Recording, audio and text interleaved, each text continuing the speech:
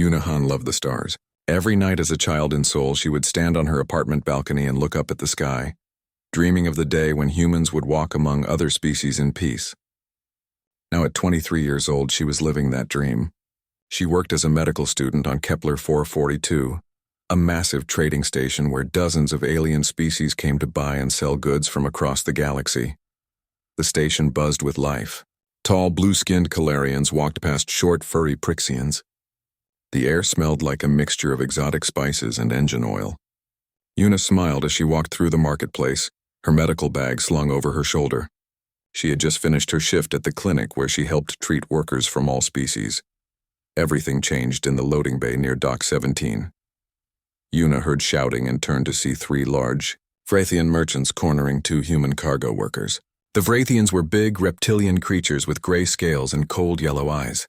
They wore expensive robes that marked them as nobles. The lead Vrathian, Lord Cavrix, was drunk. Yuna could smell the alcohol from 20 feet away. "You damaged my cargo, human filth," Cavrix roared, shoving one of the workers against a metal crate. The worker, a young man barely 18, trembled in fear. "It was an accident, sir," the worker stammered. "The crate was already broken when we—" Cavrix pulled out a plasma pistol. Accidents have consequences. Yuna did not think. She just moved. She stepped between the Vrathian and the terrified workers, holding up her hands. "Stop, please. There's no need for violence. If there's damage, we can file a proper claim with station security. There are rules." "Rules?" Cavrix laughed, and his companions joined in. "You think rules apply to me, little human? My family has owned star systems since before your species learned to make fire. Everyone must follow the law," Yuna said quietly but firmly. "That's what makes civilization work." Cavrix's eyes narrowed. "You dare lecture me?" He raised his weapon. "Let me teach you about civilization." The plasma bolt hit Yuna in the chest. She did not even have time to scream. Her body crumpled to the floor, smoke rising from the wound. The 2 workers stared in horror. The marketplace went silent. Dozens of beings had witnessed the murder. Cavrix holstered his weapon and straightened his robes. "Call security to clean up this mess," he told his companions casually, as if he had spilled a drink instead of ending a life. Then he walked away. Station security arrived 10 minutes later. They took statements. They recorded the footage. They filed a report. Then they let Cavrix go. "Diplomatic immunity," they said. "Nothing we can do," they said. "The Vrathian Empire is powerful," they said. "Best not to make trouble." Yunahan's body was sent home to Earth in a sealed container. News of her death spread across Earth like wildfire. The footage showed everything. A young woman trying to protect others murdered by an alien noble who faced no consequences. People watched the video and wept. Then they got angry. Protests filled the streets of every major city. In Seoul, Yuna's parents stood before a crowd of 10 million holding her picture. Her mother, Minseo, spoke into the cameras. "My daughter believed in a peaceful galaxy. She died because she tried to stop violence. And the galaxy says this is acceptable?" Tears streamed down her face. "Where is the justice?" Earth's government scrambled to respond. Ambassador Taeyang Kim, a tall man with gray hair and tired eyes, stood before the Galactic Assembly. He was a career diplomat who had spent 20 years trying to earn respect for humanity among the stars. "I demand justice for Yunahan," Taeyang said, his voice shaking with barely controlled rage. A citizen of Earth was murdered in cold blood. There were hundreds of witnesses. There is clear video evidence. Lord Cavrix must face trial. The Vrathian representative, a massive creature named Supreme Chancellor Draxus, barely looked up from his datapad. Tragic, certainly. But Lord Cavrix has diplomatic immunity. This matter is closed. Closed? Taeyang's voice rose. "A human being is dead." "And that is unfortunate," Draxus replied with a yawn. "But humans are, how do you say, new to the galaxy. You must learn that some species are simply more important than others. This is the natural order.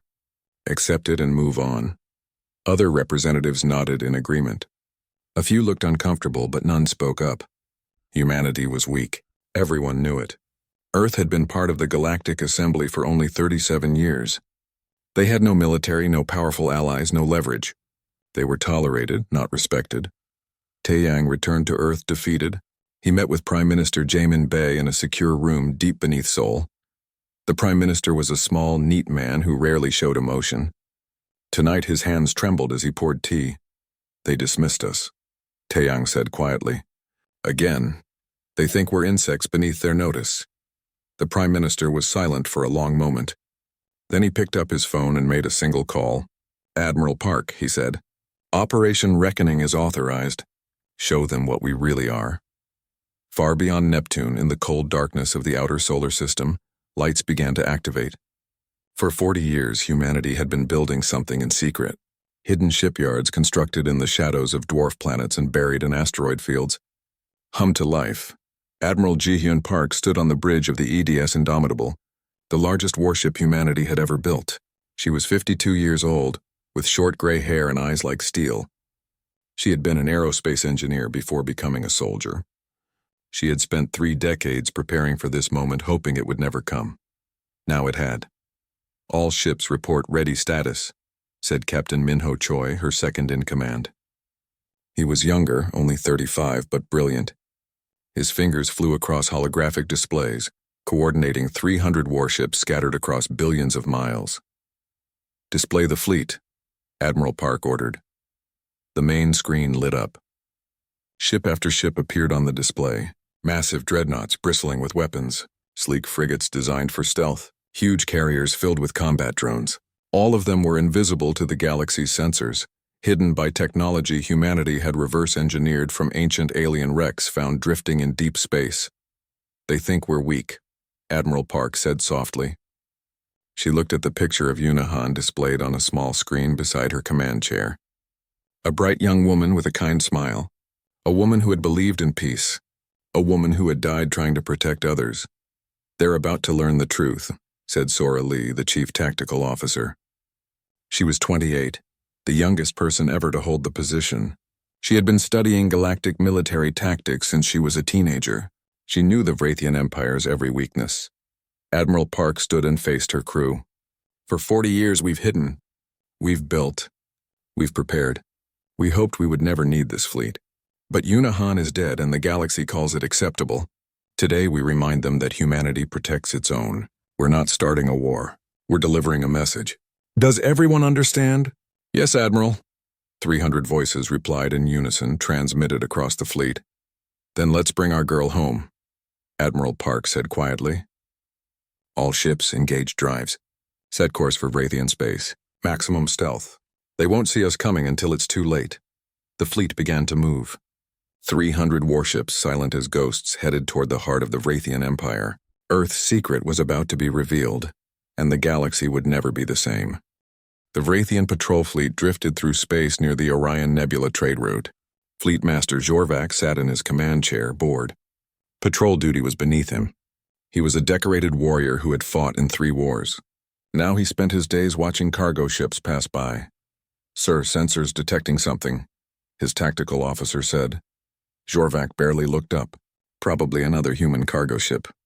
Those primitives are always flying around these days pretending they belong in space. Sir. There are a lot of them, dozens, no hundreds. Now Jorvac sat up. What? Show me. The screen lit up with red markers. 1 appeared. Then 10, then 50, then hundreds. Ships materialized from empty space, emerging from stealth like sharks rising from dark water. They were massive. Some were bigger than Vrathian battleships. The computer counted them 298, 299, 300. That's impossible, Jorvac whispered. Humans don't have a military fleet. The treaty forbids it. They do now, sir, the tactical officer said quietly. Jorvac opened a communication channel to the lead human ship. This is Fleet Master Jorvac of the Vrathian Imperial Navy. You're in violation of... His ship shook. Alarm screamed. The lights flickered. Weapons offline. Someone shouted. Engines dead. Hull breach on decks 4 through 7. Jorvac stared at his screens in disbelief. His entire patrol fleet, 8 warships, was disabled. The attack had taken less than 1 minute. He had not even seen the weapons fire. The human ships just did something and his fleet was helpless. A message appeared on his screen. A human woman's face. She had short gray hair and cold eyes. I am Admiral Ji-hyun Park of the Earth Defense Fleet. Your weapons are offline. Your engines are dead. Your hulls are breached, but your life support is intact. You will survive. Return to your empire. Tell them Earth has come calling. Tell them we want Lord Cavrix and his accomplices. They have 72 hours. The message ended. The human fleet continued on its course, leaving the disabled Vrathian ships drifting in space. Rescue vessels would find them eventually, but the damage to Vrathian pride was already done. News of the encounter reached the Galactic Assembly within hours. The chamber erupted in chaos. Representatives from 1,000 worlds shouted at once. Ambassador Taeyang Kim stood at the human podium, calm as stone. Inside, his heart raced, but he showed nothing on his face. He had known this was coming. He had helped plan it. Supreme Chancellor Draxus of the Vrathian Empire roared at him. "You dare attack our ships? This is an act of war. We disabled your ships," Taeyang replied calmly. "We did not destroy them. We did not kill anyone. Unlike your Lord Cavrix, who murdered a human woman in cold blood. That was an accident. There is video footage of Cavrix shooting an unarmed woman who was trying to stop violence. That is not an accident. That is murder." Taeyang's voice grew harder. "For weeks we begged for justice. You ignored us. You dismissed us. You told us to accept that some species are more important than others." He turned to address the entire assembly. "You have called humanity weak. You have called us primitive. You have treated us like children who should be grateful for your table scraps. Today humanity reminds you of something you forgot. We are the species that survived ice ages. We are the species that climbed from caves to reach the stars. We are the species that turned a deadly planet into a garden. And we do not abandon our dead." The assembly fell silent. The Vrathian Empire has 72 hours to surrender Lord Cavrix for trial under human jurisdiction. If they refuse, Earth's fleet will take further action. We are not asking permission. We are stating fact. Taeyang turned and walked out, leaving chaos behind him. Aboard the EDS Indomitable, Admiral Park reviewed the tactical displays with her senior officers. Captain Minho Choi stood beside her, analyzing the fleet's performance. "The attack went perfectly," Minho said. "Every system performed as expected. The Vrathian ships never saw our stealth frigates until it was too late." "They'll refuse the demand," said Sora Lee, studying intelligence reports. "The Vrathian Empire has never backed down from anyone. They'll mobilize their fleet." "I know," Admiral Park said quietly. "I'm counting on it. We need to show the galaxy that we're not bluffing. One disabled patrol fleet might be luck. Defeating their main battle fleet will be a message they can't ignore." Lieutenant Hyejin Ko, the helmsman, looked up from her station. She was young, only 24, with quick reflexes and nerves of steel. "Admiral, how many ships do the Vrathians have?" "Intelligence estimates 800 combat vessels," Sora replied. "Nearly 3 times our number. But we're better," Minho said confidently. "Our technology is superior. Our tactics are superior. Our crews are better trained. Numbers aren't everything." Admiral Park walked to the window and stared at the stars. "This is about more than military victory. The galaxy needs to learn that humanity can't be pushed around anymore, that we protect our own, that killing a human has consequences." She turned back to her crew. "But remember, we're not monsters. We disable, we don't destroy unless we have no choice. We give them every chance to surrender. We show them that humans are strong but not cruel." "Understood?" "Understood, Admiral," they replied. Commander Jiwoo Nam, the fleet's cyber warfare specialist, entered the bridge. She was 31, brilliant with computers and completely ruthless when it came to enemy systems. "Admiral, I finished mapping the Vrathian defense network. When we reach their space, I can shut down their entire infrastructure in under 20 minutes. "Good work," Admiral Park said. "But we save that for Vratha Prime itself. I want their leadership to feel helpless in their own capital." 60 hours after the ultimatum, the Vrathian response arrived.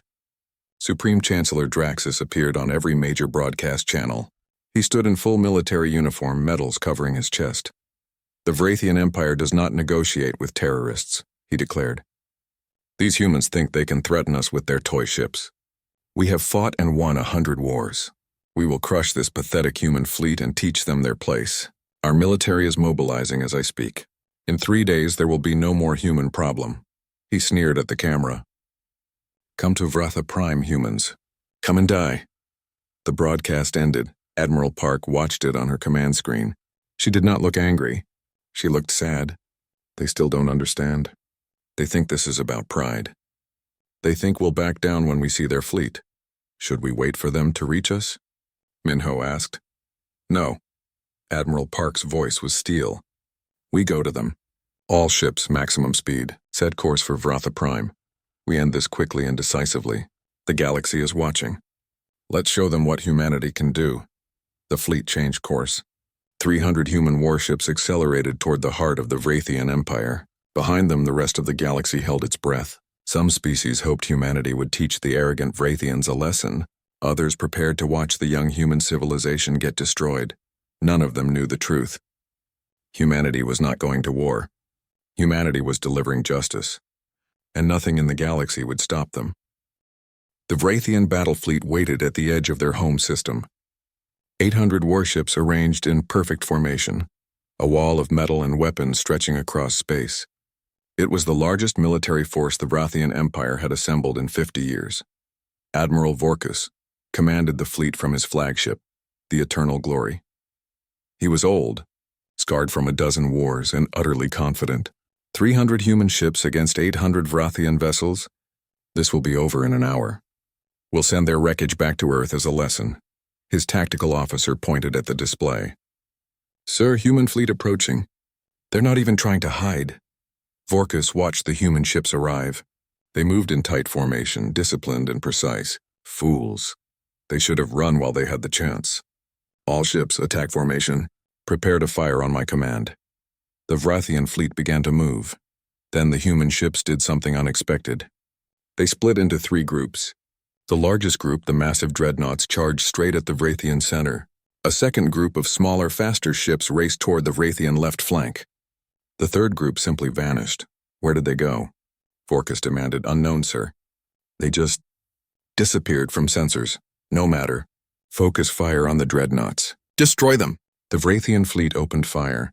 Thousands of plasma bolts and missiles streaked toward the human dreadnoughts. The weapons hit. The human shields flared bright. The Vrathians cheered. Then the smoke cleared. The human dreadnoughts were still there, damaged but intact, and now they were returning fire. Aboard the EDS Indomitable, Captain Minho Choi gripped his command chair as the ship shook from enemy fire. Shields at 70%. Hull integrity holding. Return fire, all weapons, Admiral Park ordered calmly. The Indomitable's railgun spoke. Solid metal slugs, accelerated to incredible speeds, punched through Vrathian shields like they were paper. One Vrathian cruiser exploded. Another lost power and began to drift. Stealth frigates now, Admiral Park said. The third group of human ships reappeared. They were behind the Vrathian fleet. 80 stealth frigates, invisible until they wanted to be seen. They opened fire at point-blank range. Vrathian ships exploded before they could turn to defend themselves. The Vrathian formation fell apart. Ships crashed into each other, trying to respond to threats from multiple directions. Their command network, designed for overwhelming frontal assaults, could not handle this kind of three-dimensional warfare. Sora Lee watched her tactical display with satisfaction. Their command ships are transmitting on frequency 7.3. They're trying to coordinate, but they're using outdated encryption. I can break it. Do it, Admiral Park said. Sora's fingers flew across her console. Lines of code scrolled past. Got it? Their flagship is Vessel 371, and their entire fleet uses a centralized command structure. If we hit that ship, the fleet becomes 800 ships with no coordination, Minho finished. Target the Eternal Glory. All dreadnoughts concentrated fire. 12 human dreadnoughts focused their weapons on one Vrathian ship. Admiral Vorkus watched in horror as his shields failed. His weapons went offline and his bridge filled with smoke. The Eternal Glory was still intact, but it was dead in space, helpless. Without their flagship, the Vrathian fleet panicked. Some ships tried to retreat, others fought alone. None of them worked together. The battle became a slaughter. But then something unexpected happened. A desperate Vrathian commander made a terrible choice. Unable to fight the human ships, he ordered a group of civilian transport vessels to ram the human fleet. Hundreds of unarmed ships filled with civilians traveling through the system suddenly changed course and headed toward the human dreadnoughts. Lieutenant Hyejin Ko saw them coming. Admiral, civilian ships on collision course. Captain Minho stared at the display in disbelief. They're using civilians as weapons? That's insane. We can destroy them before they reach us, Sora said. One missile each. No. Admiral Park's voice was sharp. We don't kill civilians ever. That's what separates us from them. Then what do we do? Minho asked. If they hit us, tractor beams, Admiral Park said. All ships activate tractor beams.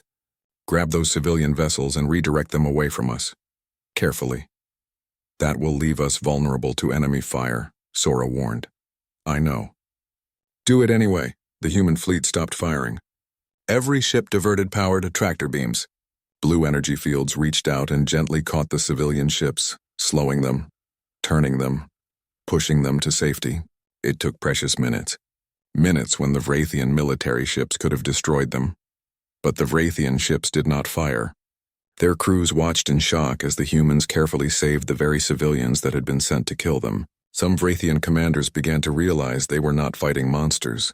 They were fighting people with honor. When the last civilian ship was safe, Admiral Park opened a channel to the entire Vrathian fleet. This is Admiral Jihyun Park. We have defeated your military fleet. We could have destroyed those civilian ships, but we chose mercy. We are not here to conquer. We are not here for revenge. We are here for justice. Any ship that surrenders will be treated with respect. Any ship that continues to fight will be disabled. Choose now. One by one, Vrathian ships powered down their weapons. 200 surrendered in the first hour, 400 by the second. By the end of the day, only a handful of zealots still fought, and they were quickly overwhelmed. The battle was over. Humanity had won. The human fleet approached Vratha Prime itself. The planet was beautiful, covered in purple oceans and green continents. Billions of Vrathians lived there. All of them watched their skies with fear as 300 human warships entered orbit. Commander Jiwoo Nam sat at her station, fingers dancing across holographic keyboards. Beginning infiltration of planetary defense network. She worked in silence for 18 minutes. Then she looked up. Done. Every orbital platform, every shield generator, every communications relay, all under our control. They can't even send a distress signal without our permission. Admiral Park stood and walked to the window, looking down at the planet below. Open a channel.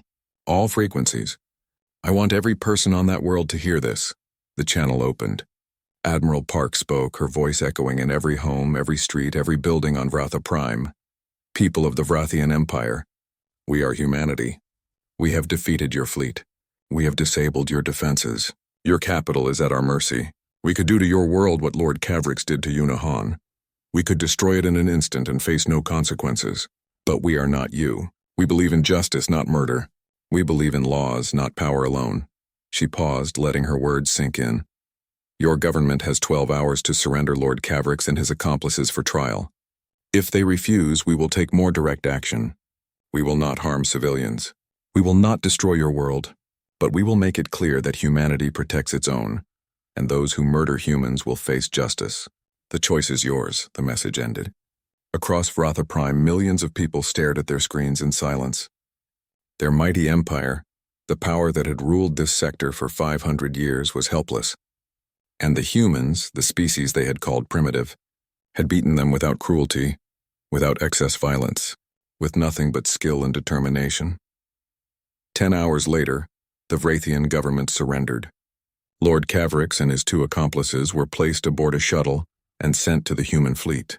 Supreme Chancellor Draxus appeared on broadcast one final time, his face gray with defeat. The Vrathian Empire recognizes the strength of Earth, he said quietly. We were wrong about humanity. We surrender the criminals you seek. We ask only for peace. Admiral Park received Lord Cavrix in the Indomitable's hangar bay. He was in chains, his expensive robes replaced with a simple prisoner's uniform. He glared at her with hatred. You'll regret this, human, he spat. My family will. Your family will do nothing, Admiral Park said coldly. You murdered an innocent woman. Now you'll face human justice. Take him to the brig. As guards dragged Cavrix away, Captain Minho approached Admiral Park. We did it. We actually did it. Yes, Admiral Park said quietly. She looked at Yunahan's picture on her datapad. We did it for her. Now comes the hard part. Making sure this means something. Making sure the galaxy changes. She turned to her crew. Set course for Earth. Let's bring Yuna's killer home to face justice. The courtroom in The Hague was packed. Every seat filled with humans, aliens, reporters, and diplomats. Cameras from 1,000 worlds broadcast the trial across the galaxy. This was not just a murder trial. This was the moment when humanity proved it could enforce its laws. Lord Kavrik sat in the defendant's chair, still wearing chains. He looked around the room with contempt. His lawyer, a famous Calarian attorney named Borin, stood beside him. Borin was tall and thin with blue skin and large eyes. "This trial is illegal," Borin announced. "My client has diplomatic immunity. Human law does not apply to him. The Galactic Assembly's treaties clearly state." Judge Sungho Kang, an elderly man with white hair and sharp eyes, held up his hand. "The treaties state that diplomats cannot be prosecuted for minor offenses in foreign territories. Murder is not a minor offense, and this trial is not taking place in Vrathian territory. It is taking place on Earth, where the victim was a citizen. Sit down." Borin sat, but he looked angry. The prosecutor, Yoonji Park, stood. She was in her 40s with short black hair and a quiet intensity. She had spent 20 years prosecuting criminals. This was the most important case of her life. "Your Honor, the evidence is clear," Yoonji said. "On the 17th of March, Lord Kavrik shot and killed Yuna Han, an unarmed civilian who was attempting to prevent violence. We have video footage. We have 300 witnesses. We have the weapon itself with Lord Kavrik's genetic markers on it. The facts are not in dispute." She activated a holographic display. The video played. Everyone in the courtroom watched Yuna step between Kavrik's and the frightened workers. They heard her quiet, brave words. They saw Kavrik's raise his weapon. They watched her die. The courtroom was silent.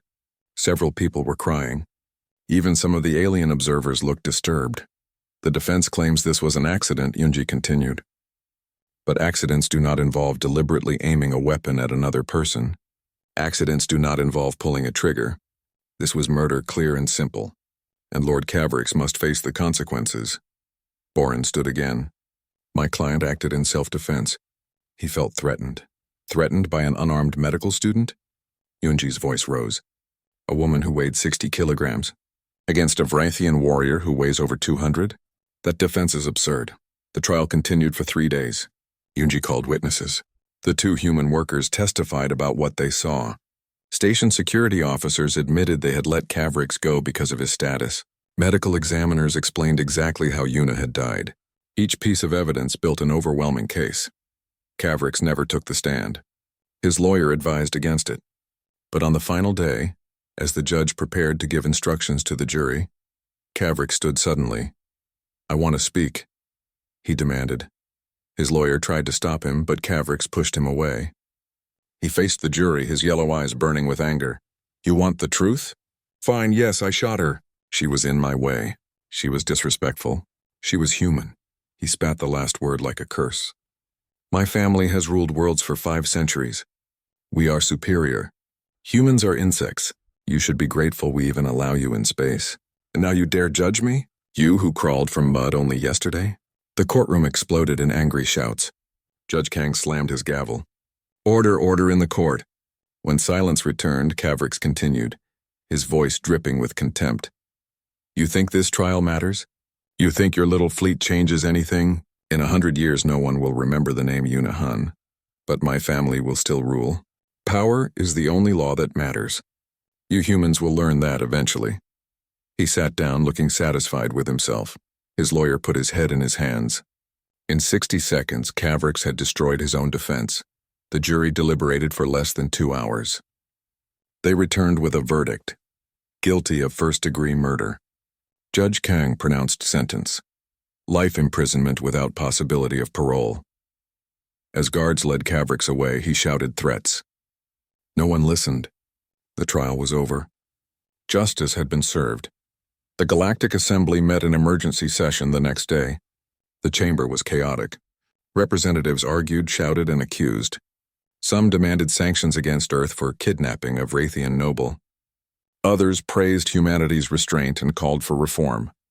Ambassador Taeyang Kim stood at the human podium, calm despite the storm around him. Admiral Park, now retired from active duty, stood beside him as Earth's new co-ambassador. A small alien with green fur, Ambassador Borin of Keltar Prime, requested to speak. The assembly granted permission. I defended Lord Cavrix in court, Boren said. It was my duty as his attorney. But I will be honest with this assembly. He was guilty. The evidence was overwhelming, and his words in court revealed what many of us already knew. Some species believe they are above the law. He turned to address the entire chamber. For centuries, minor species like mine have suffered injustice. We have watched our citizens be killed, enslaved, or abused by powerful species who face no consequences. The treaties promise equality, but they do not deliver it. Until now, Boren gestured to the humans. Earth has shown us something important. They showed us that strength used for justice is noble.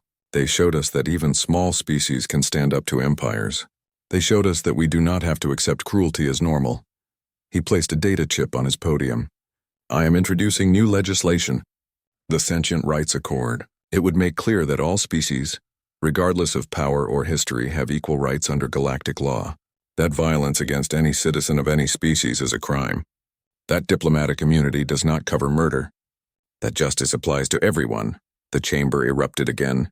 20 minor species immediately endorsed the proposal.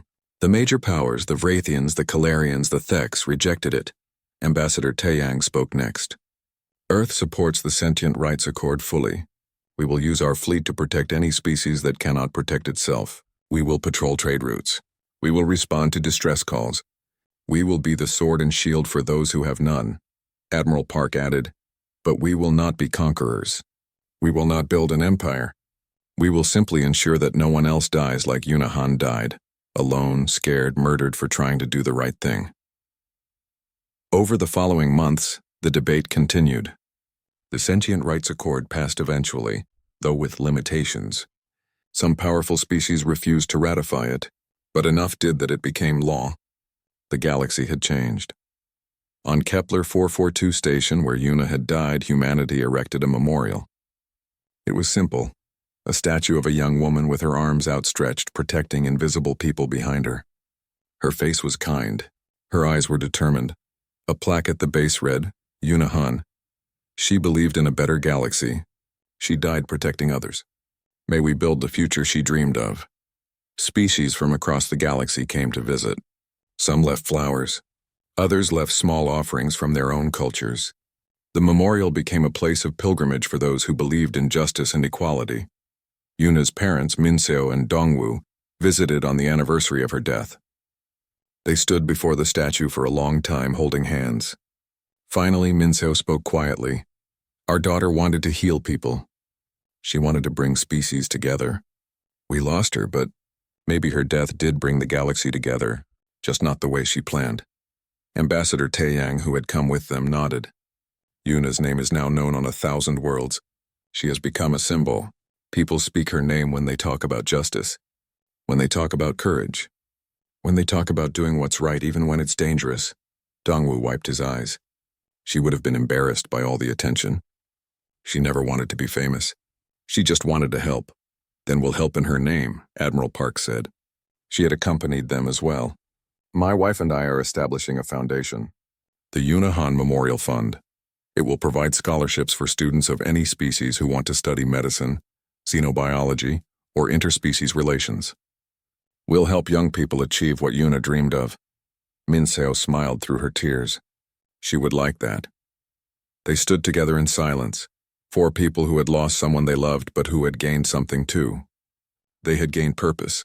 They had gained the knowledge that Yuna's death meant something, that it changed things, that she would be remembered. Above them, visible through the station's transparent dome, the Earth Defense Fleet maintained its patrol. Ships moved in careful patterns, protecting the trade routes, responding to distress calls, keeping watch.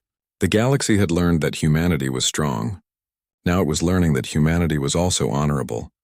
The age of dismissing humans as weak primitives was over.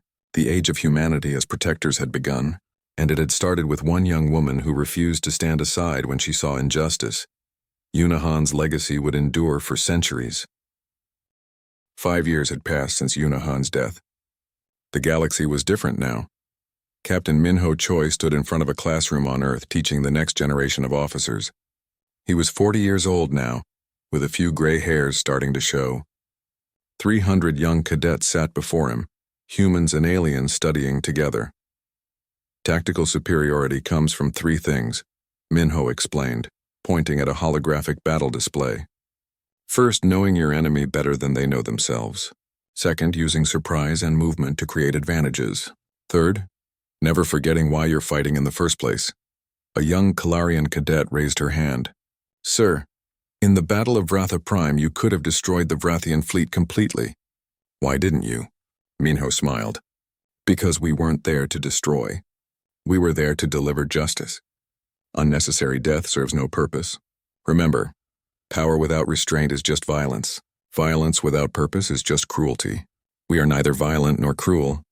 We are protectors. The cadets nodded, taking notes. This was the philosophy that now guided Earth's military. Strength used wisely, power used justly, victory without excess.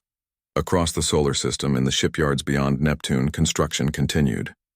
But now aliens worked alongside humans. Clarion engineers shared their shield technology. Prixian scientists helped design better sensors.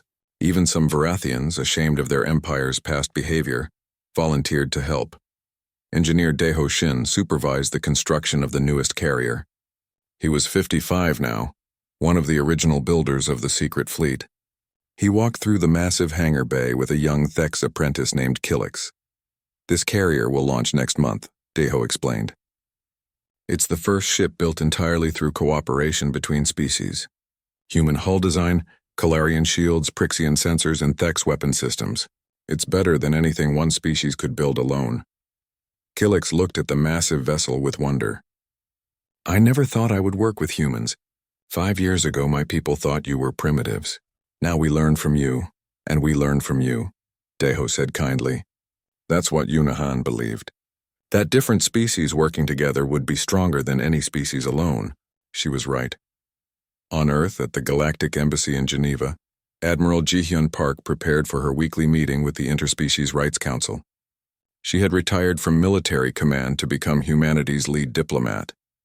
Her gray hair was completely white now, but her eyes were still sharp.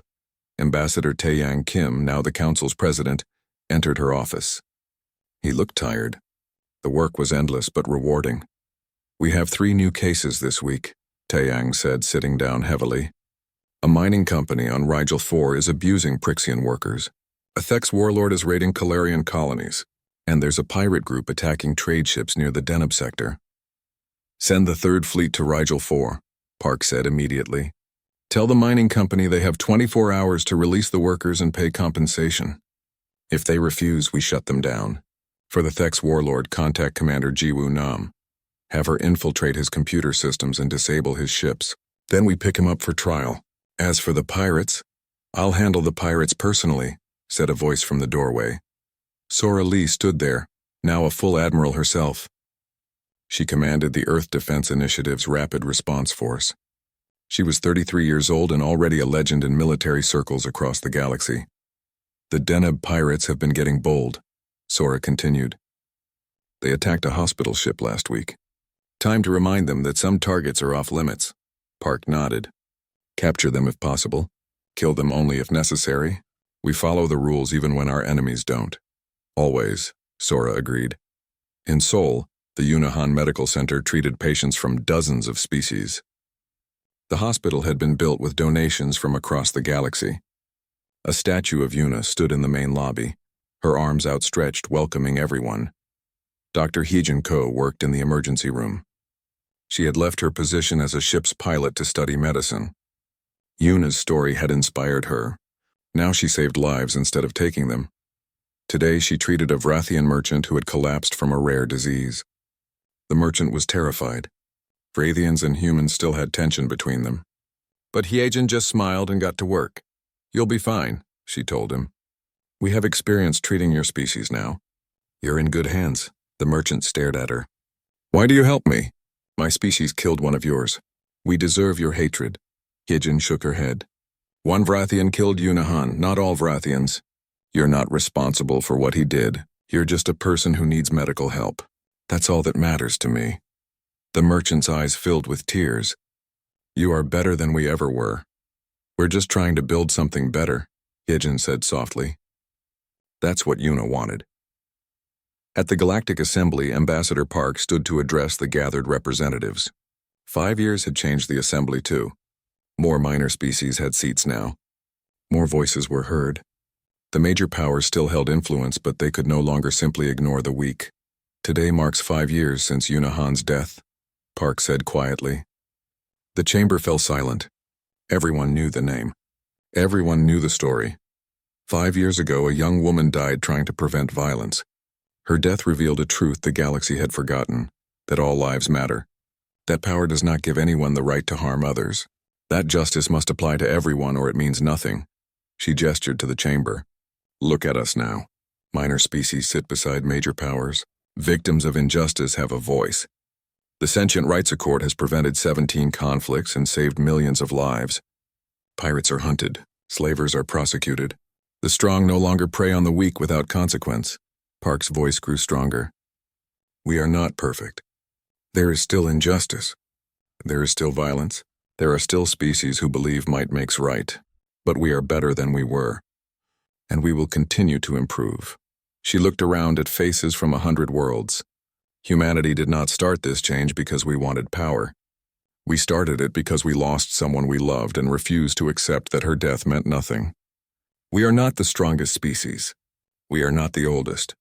We are not the most advanced. But we are the species that remembers its dead and fights for those who cannot fight for themselves. She paused, letting her words echo in the vast chamber. That is humanity's gift to the galaxy. Not weapons, not ships, not technology. Our gift is the belief that everyone deserves justice, that everyone deserves protection, that no one should die alone and forgotten. The assembly rose as one. Every representative from every world stood in respect. Some applauded. Some made gestures of honor from their own cultures. But all of them acknowledged the truth of Park's words. That evening, as Earth's sun set over Geneva, Park stood on a balcony looking at the stars. Ambassador Taiyang joined her carrying 2 cups of tea. Do you think we've done enough? Park asked quietly.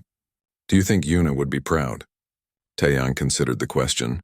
I think Yuna would be amazed. 5 years ago, humans were dismissed as primitives. Today, we're the guardians of galactic justice. We've saved thousands of lives. We've prevented wars. We've made the galaxy safer and fairer. But there's still so much to do, Park said. There always will be, Taeyang replied. Justice isn't a destination. It's a journey. Every day we choose to protect the innocent, to fight for the powerless, to remember those we've lost. That's when we honor Yuna's memory. Park smiled. You're right. And we'll keep choosing, every day. Far above Earth, the EDS Indomitable drifted in orbit.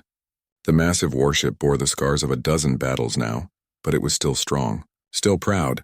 On its bow, painted in letters 10 feet tall, was a name, Yuna Han. Every ship in Earth's fleet bore her name somewhere. A reminder, a promise, a dedication. Inside the ship, a new crew prepared for their next patrol. Young officers from Earth and a dozen other worlds worked together. They had all studied Yuna's story. They all knew what they were fighting for. The ship's captain, a 30-year-old woman named Boram Lim, stood on the bridge and looked at the picture of Yuna Han displayed on the main screen. It was the same picture Admiral Park had kept, Yuna smiling in her university uniform full of hope and dreams. All stations report ready, her tactical officer said. Then let's get to work, Boram said. We have a galaxy to protect. The Indomitable's engines flared to life. The ship moved away from Earth, heading toward the stars, carrying its crew and its mission and its promise.